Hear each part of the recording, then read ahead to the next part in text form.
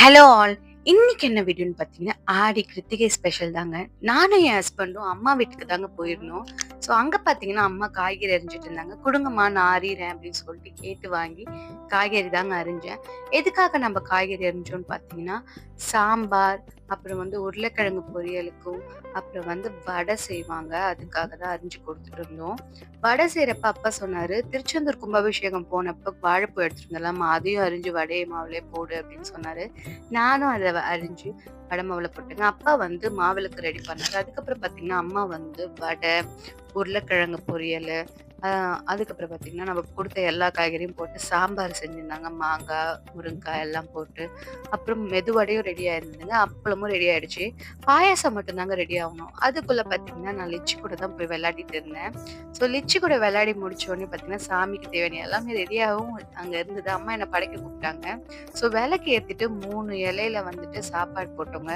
சாப்பாடு போட்டுட்டு எல்லாமே வச்சிருந்தோம். சாம்பார், உருளைக்கிழங்கு, வடை, பாயாசம், அப்பளம் எல்லாம் வச்சிருந்தேங்க. அதுக்கப்புறம் பார்த்தீங்கன்னா, அப்பா மாவிளக்குலாம் ஏத்துன பிறகு படைக்க ஆரம்பிச்சாரு. எப்பவுமே என்ட்ரன்ஸ்ல இருந்தாங்க, வாசல்ல இருந்தா படைப்பாங்க. ஸோ வெளியில இருக்கிற கந்திருஷ்டி விநாயகர்லேருந்து படைக்க ஆரம்பிச்சாங்க. அம்மா மணி ஆட்டிட்டு இருந்தாங்கங்க. ஸோ அம்மா மணி ஆட்டி முடிச்ச உடனே, அப்பா எப்பப்பலாம் படைக்கிறாரோ அப்பப்ப எல்லா டைமுமே வண்டிக்காக பொட்டு வைப்பாருங்க. பொட்டு வச்சாங்க. பொட்டு வச்சு முடிச்சுட்டு நேரா உள்ள போனாங்கங்க.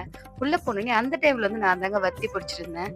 என்னோட நடுப்பப்ப மணி வேகமா ஆட்டிட்டு இருந்தாங்க. அவங்க வேகமா மணி ஆட்டுனா நானும் வத்தி வேகமா சுத்த ஆரம்பிச்சேங்க.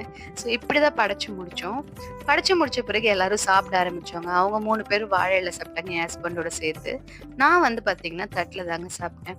இப்படிதான் அம்மா வீட்ல ஆடி கிருத்திகை போச்சு. அதுக்கப்புறம் பார்த்தீங்கன்னா, எங்க எங்க வீட்டுக்கு நாங்க படைக்க ஆரம்பிச்சோம். ஸோ நான் வெறும் பால் தாங்க வச்சு படைச்சேன். அம்மா வீட்லயே இவ்ளோ தடபுடலா படைச்சாச்சு இல்லையா?